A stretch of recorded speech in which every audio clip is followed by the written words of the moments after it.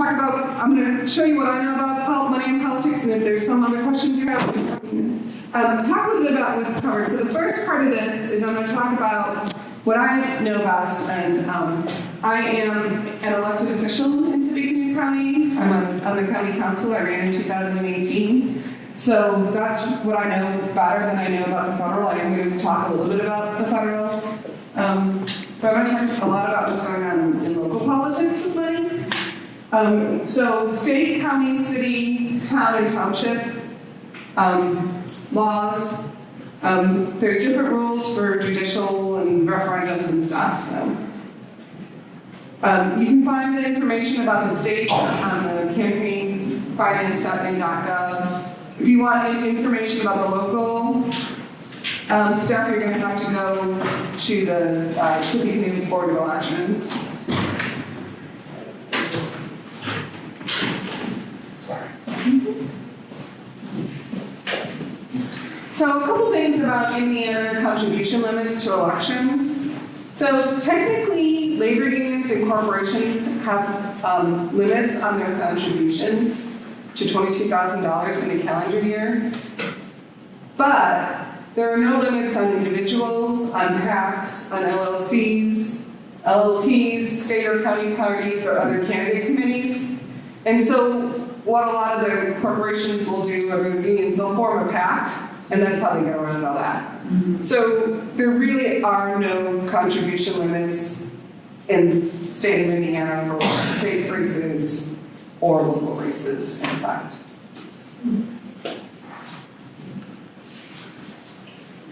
When you look at contributions, what you need to report, there are two different types. There's itemized and unitemized. So if any person over the course of the year contributes more than $100 or more, or over $100, you can contribute $100.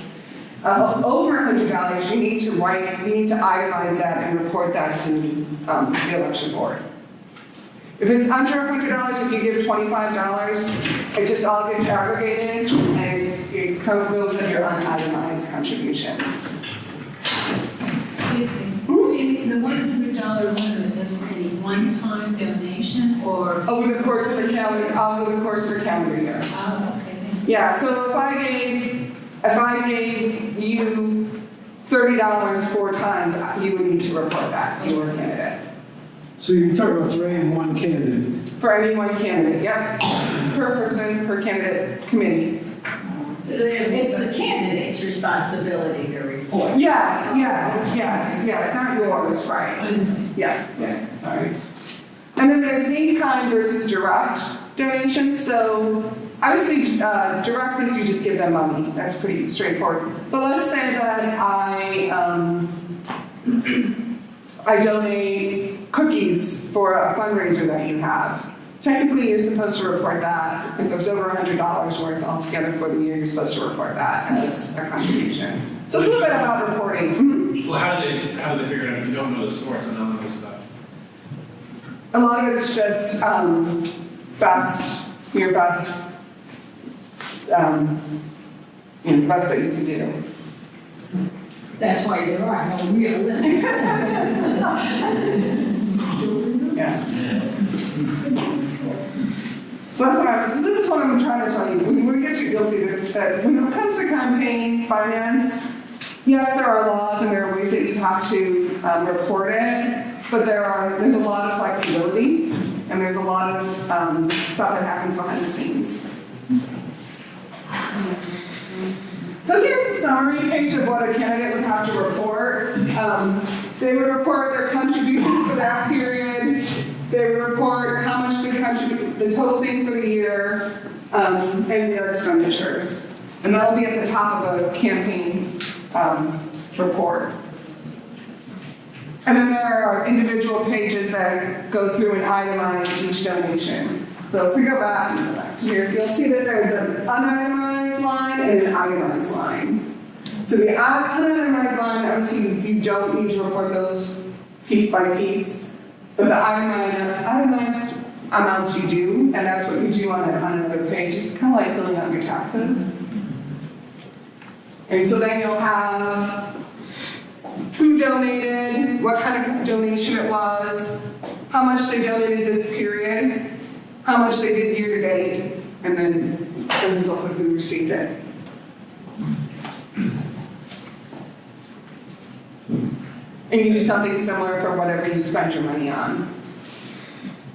And the purpose of collecting all this information is to publicly, It's all public information. publicly make it public. Yeah. So a candidate or campaign would have piles of that. Piles With of, that sheet, right? yes, yeah, yeah. Mhm. Depends on how much money they donate. Now so now we're gonna look at some real candidates, because this is just the background of what has to happen. So if you're running for office, you have to report, I think it's 5 times a year. You have to report right before the primary, I take that, right before the primary, right before the general election, and then at the end of the year. And so that's 3 times, right? Hold on. My husband's back there, he's my treasurer.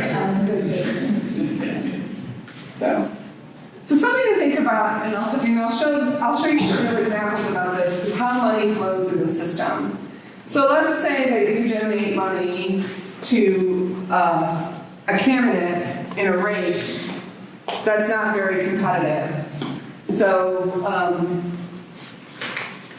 I'll show you how it went with Sherry Nagel's race. She had a lot of money. Her race wasn't very competitive. And she ended up taking a lot of the money that people donated to her, and she donated it to the Republican Party.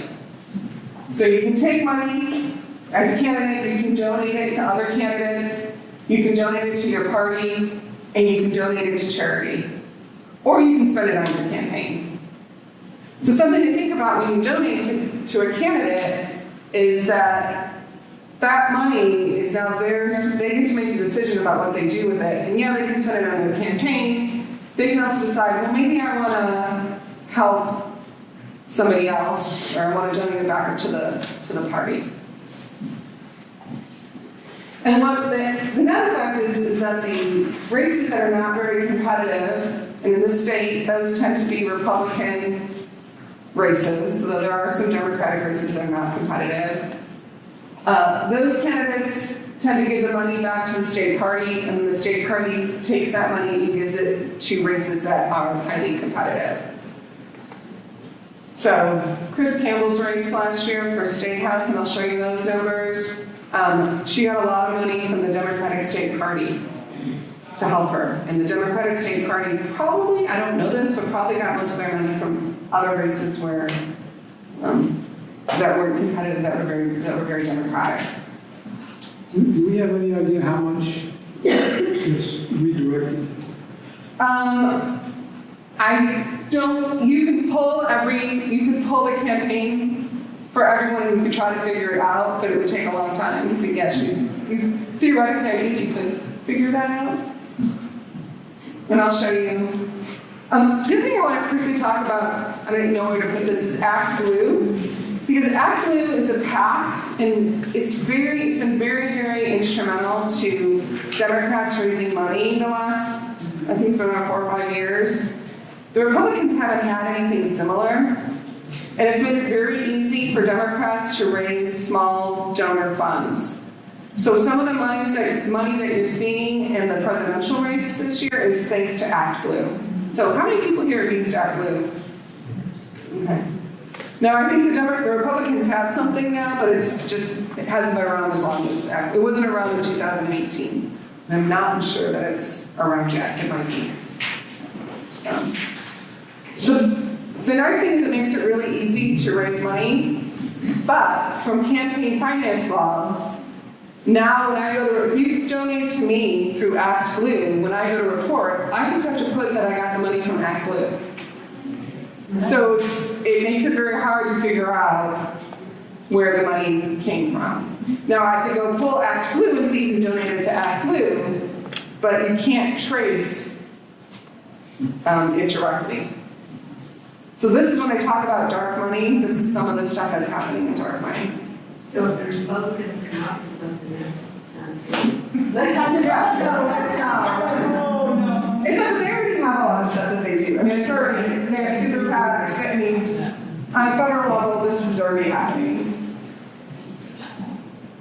Okay, so I'm gonna look at a couple of state house races.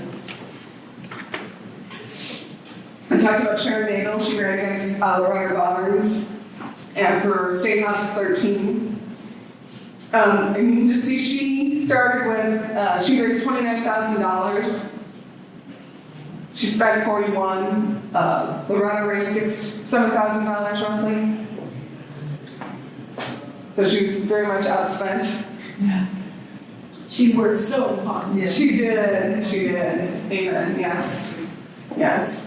And so when we look to see, well, where did Sharon Nagel get her money from and where did she spend it, we can look at the reports and see that. You can find this state stuff you can find online. They're not patrolling.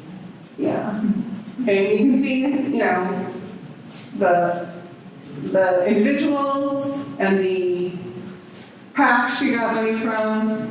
And then over here, where did she spend her money on? Well, she actually sent $38,000 back to the the House Republican caucus. And they probably took that money and spent it on another race somewhere else. So that's what I was showing you, how the money flows. Very interesting. So she only spent $2,000 on her one race? Probably, yeah. I don't think she spent, because she didn't, yeah. And this is also, And she also had 26,000 stuff. yeah. So when you look at Chris Campbell and Sally Seager's race last year, it was a very, very competitive race. And you can see that because one thing, look how much money they raised. They raised over $300,000 between the two of them. And this is a race that they have to run every 2 years. The seat is open.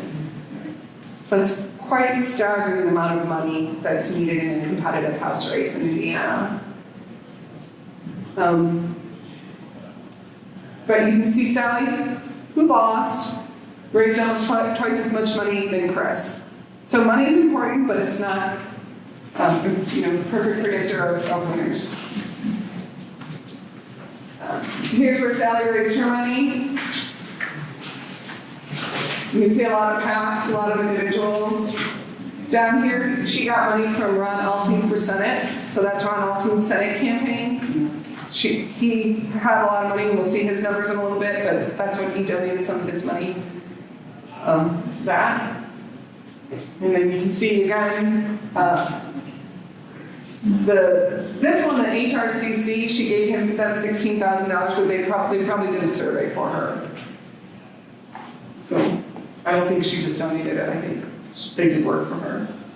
Because they gave her 93,000. Yeah, they gave her 93,000. Yes, good point. Yeah, the House Republican campaign committee gave her $93,000. Now let's look at Chris Scott. So Chris got $37,000 from the House Republican, the House Democrats. She also got some from Gia Quinta, if I'm pronouncing that right, for state rep. And so these are Democrats that probably didn't have a very competitive race and had a lot of money, so they donated to her. That's also how, if you want to be in leadership in government, like if you want to be the leader of the House or you want to have a good committee position, that's one of the ways you do it. You give money to your fellow party members. Phil is the minority leader now. Yeah. I mean, Nancy Pelosi is a great fundraiser. That's one, maybe among other things, it's one of the reasons she's as powerful as she is. And you can see where Chris got her money and then what she spent it on. I think it was in TV ads. So this is a really unusual race, the Tippecanoe Sheriff's race. This was a biggest surprise. This was awesome. Now, in fairness, this includes the money that Jason Demkowski had to spend on the primary. That was a very, very competitive primary. And Bob just got slated. So it's a little bit of comparing apples to oranges. But, I mean, Jason had really great presence. Everyone saw his signs, and he had TV ads, and yet Bob still won. So, and then you can see, it's kind of funny how much little money Bob ran. And what we spent it on. So the only thing I put up, like there are other donors, but I only put, if it was $1,000 and above, I put it on these slides. So there were people that donated a lot less money than. Okay, now Jason's. Squeeze. Holy heck. Oh, wow.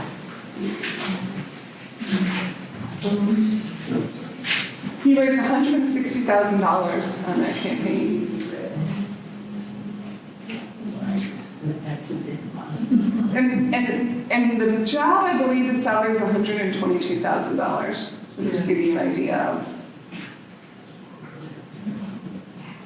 how crazy it is. And then what he spent money on, you can see that in your handout.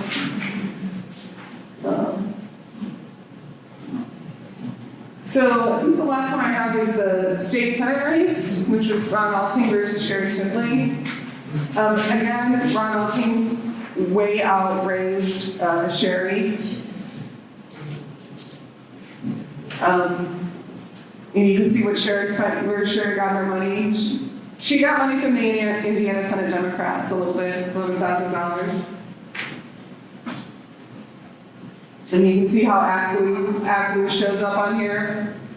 But that's probably a bunch of people that donated money to her campaign through ACLU. And then where she spent her money.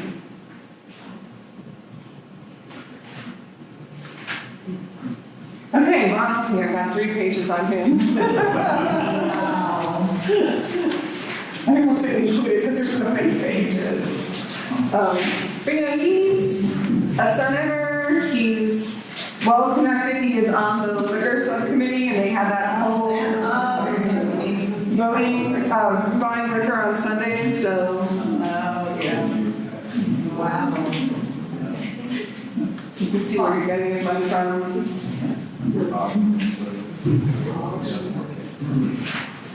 Anheuser-Busch, cold beer pack. And it just goes on. That's why I gave you guys a handout too.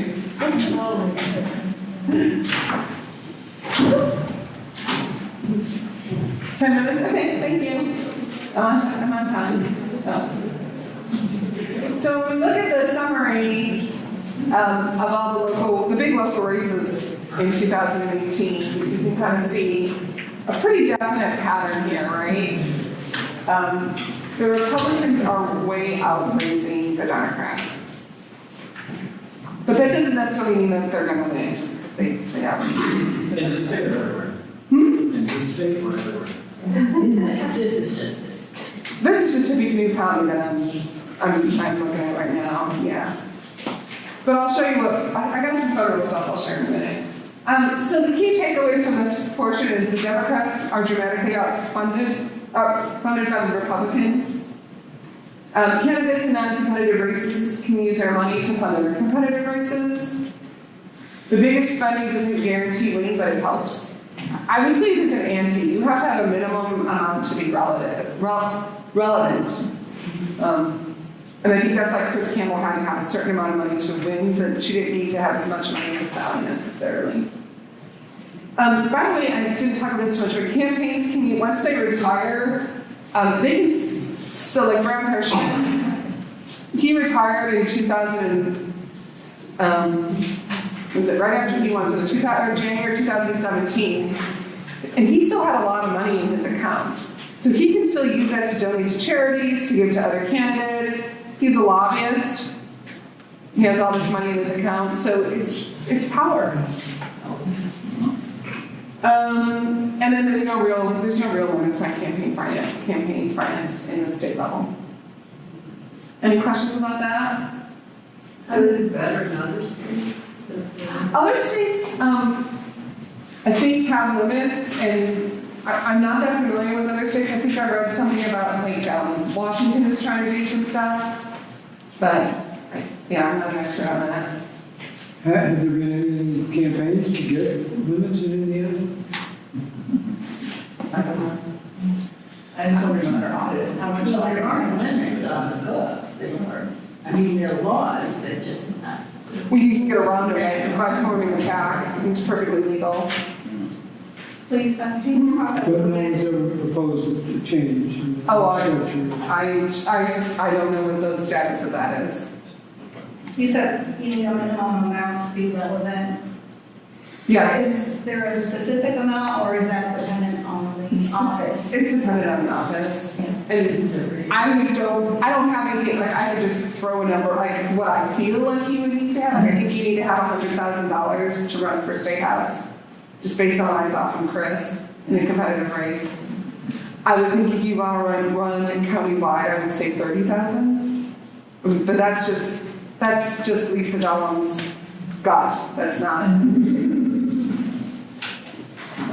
Okay, federal elections. I wanted to talk a little bit about federal elections. I've never run a federal campaign, so I have less experience here, but I did do a little bit of research. You can go to the Federal Elections Commission's website and you can find all their filings for the candidates and who's doing it. It's very similar to what you have at the state, but even more detail, actually.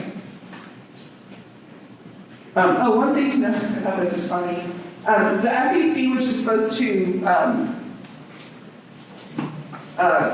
police, I guess, or choose our federal elections, they don't even have a quorum right now.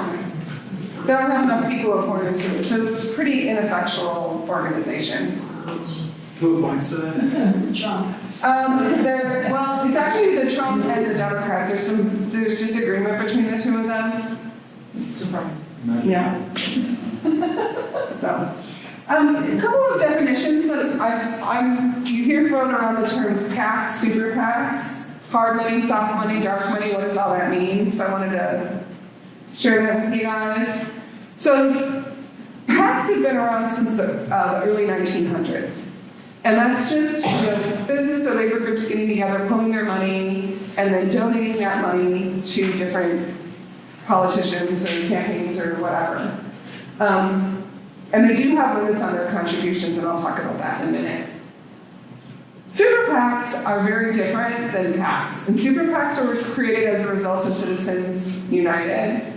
And it's unlimited amounts of money that can be, 5 minutes, that can be pulled together, but you cannot donate directly to a candidate.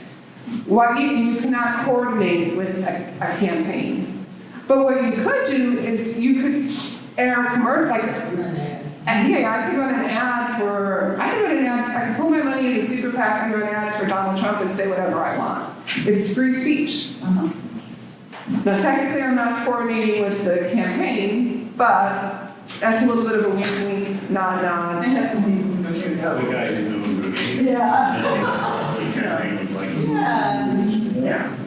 So that's what super PACs are, and they're brand new, since 2010, and they're huge.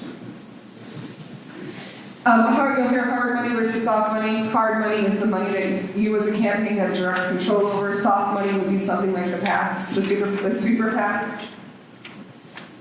And then dark money just means money that cannot be traced. And there's a bunch of different ways you can do that. Donate, super PAC, have a PAC, donate to a 501s, which is a nonprofit organization, and there's all sorts of shell companies and ways that you can do that. And they think that number, because it is dark money, is growing, exponentially year after year. Okay. So here are the campaign limits, as I mentioned. There are campaign extra limits on individual contributors at the federal level, unlike at the state level, and it's $2,800 per election per candidate per year. You can also donate to the national party, $35,000, and these limits are indexed to inflation, unlike the minimum wage. But these are traditional PACs also have limits how much you can donate to a federal candidate. And then, as I mentioned, the super PACs, you can't donate directly to a candidate. It's all soft money. So I thought I'd take a quick look at our two big federal elections. So this is Indiana Congressional District 4 for 2018. Currently Jim Baird won that office. He's our current representative. This money includes both primary dollars and general election dollars. But as you can see, Steve Braun spent $1.2 million and still lost the primary, so it's not. And that, I think, was all his own. Yeah, that could be, yeah. But you can see Barron was the eventual, you see how much money is in the Republican side of the party and versus the Democrats. Yeah. Now, that's also because it's just, House District 4 is not considered a very competitive seat, unfortunately, so. And then this is the numbers that are staggering. This is the Joe Donnelly's race for Senate last 2018, not last year, it was 2018. Mike Brown spent $26 million to get that Senate seat. And Joe Donnelly spent $17 million. That's not, that's not. Our former congressman spent $3 million. Or got $3 million, I guess he spent 40 just to pass some money. Yeah, I didn't either. So I think that's all I have. Are there, I know this is really quick, because we only have half an hour, and it's a brief, but that open secrets. Cool, thank you for pulling all this. Yeah. Together. It's very interesting. Open Secrets is another place you can go and find out a lot about federal law, federal campaigns, dollars. And as I mentioned, BC has the filings. Yeah. So you were talking about Act Blue. Yes. You left me with the question, if I gave a Benjamin to Act Blue for your campaign, and they gave it to you, that would just be aggregated with everything else you got from Act Blue. You would report it as Act Blue. Yeah, no. If I wanted to go to them and say, hey, can you show me that you gave my $100 to Lisa's campaign? Do they have that information? So I see that it came from you. I would see that it came from you. Then when I go to report it, I have the option of, I can list it.